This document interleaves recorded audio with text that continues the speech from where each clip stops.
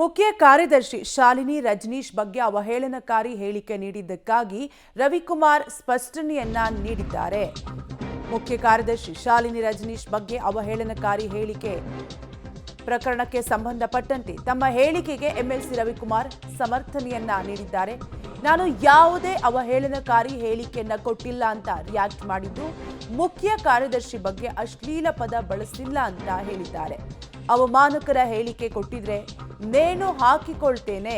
ವಿವಾದಿತ ಹೇಳಿಕೆಗೆ ಎಂಎಲ್ಸಿ ರವಿಕುಮಾರ್ ಸಮರ್ಥನೆಯನ್ನ ನೀಡಿದ್ದಾರೆ. ಒಟ್ಟಾರೆಯಾಗಿ ಈಗಾಗಲೇ ಇವರ ವಿರುದ್ಧ ಎಫ್ಐಆರ್ ಕೂಡ ದಾಖಲಾಗಿದೆ. ಸಾಮಾಜಿಕ ಕಾರ್ಯಕರ್ತೆ ದೂರಿನ ಮೇಲೆ ಎಫ್ಐಆರ್ ದಾಖಲಾಗಿದ್ದು, ಈ ಪ್ರಕರಣಕ್ಕೆ ಸಂಬಂಧಪಟ್ಟಂತೆ ಸ್ಪಷ್ಟನೆಯನ್ನ ನೀಡಿದ್ದಾರೆ.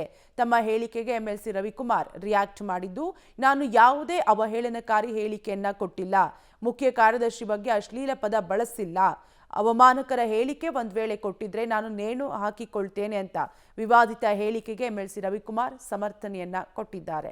ಸರ್, ಈಗ ನಿಮ್ಮ ವಿರುದ್ಧ ಆರೋಪ ಬಂದಿದೆ ಸರ್. ಈ ನಿಮ್ಮ ಅಲ್ಲ, ನಾನು ಅಲ್ಲಿ ಅವತ್ತೇನ್ ಪ್ರೊಟೆಸ್ಟ್ ಆಯ್ತು, ನಾನು ಭಾಷಣನೇ ಮಾಡಿಲ್ಲ.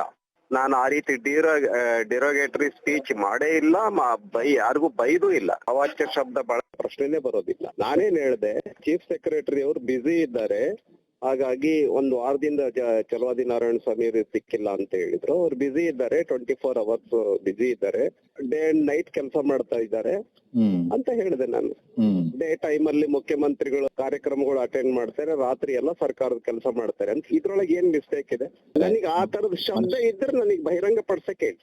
ಹಾಗಾಗಿ ನಿಮ್ಮ ವಿರುದ್ಧ ಕಂಪ್ಲೇಂಟ್ ಕೊಟ್ಟಿದ್ದಾರೆ ಸರ್. 100ಕ್ಕೆ 100 ಆ ತರದ್ ಏನಾರ ಡಿರೋಗೇಟರಿ ಶಬ್ದ ಇದ್ರೆ ಹ್ಯಾಂಗ್ ಮಾಡ್ಕೊಳ್ತೀನಿ ನಾನು, ಬಹಿರಂಗ ಪಡಿಸಕ್ಕೆ ಹೇಳಿ.